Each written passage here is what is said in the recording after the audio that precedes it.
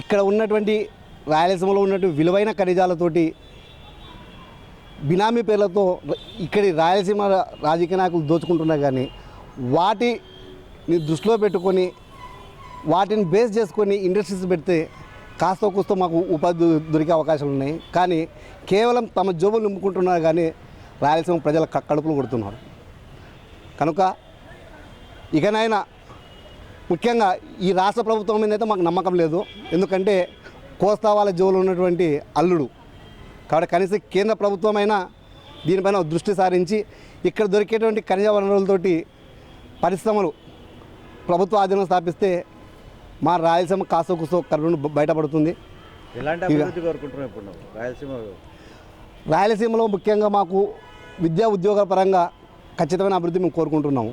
ఎందుకంటే సమైక్యాంధ్రలో చిన్న ఉదాహరణ తీసుకుంటే సెక్రటరియట్ మాకు రావాల్సినటువంటి 22% ఉద్యోగాల్లో ఈరోజు మాకు వస్తున్నది కేవలం 16% మాత్రమే. ఆ 16%లో కూడా సంబంధం లేని నెల్లూరును 4th జోన్ కింద తీసుకొచ్చి ఎక్కువ వాటా వాళ్ళే తీసుకున్నారు.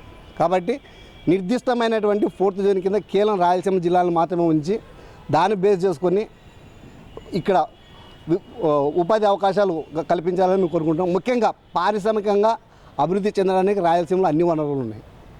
కాబట్టి ఈ ఖనిజ వనరులతోటి పరిశ్రమ స్థాపించి ఉపాధి కల్పించాలని మొదటి డిమాండ్. రెండవది రాజధాని మేము ఎందుకు ఖచ్చితంగా కోరుకుంటున్నామంటే ఆ 20 TMC వాటర్ ఏదైతే అలాట్మెంట్ ఉంటుందో దాంతోపాటు మాకు న్యాయబద్ధంగా శ్రీబాగ్ ఒప్పందం ప్రకారం రావాల్సినటువంటి నీళ్లను మేము సాధించుకునే వరకు ఈ పోరాటాన్ని కొనసాగిస్తూనే ఉంటాము.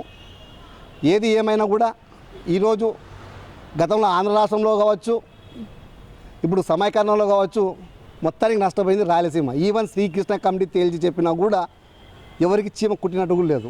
కాబట్టి ఆ కడుపు మంటనే మాకు తెలుస్తుంది. ఆ పోరాటాన్ని మేము ప్రజా సంఘాలు ఉద్యమ సంస్థలతో కలిసి చివరి మా రాయలసీమకు న్యాయం జరిగే వరకు మేము ఖచ్చితంగా పోరాటం చేస్తూ ఉంటాం.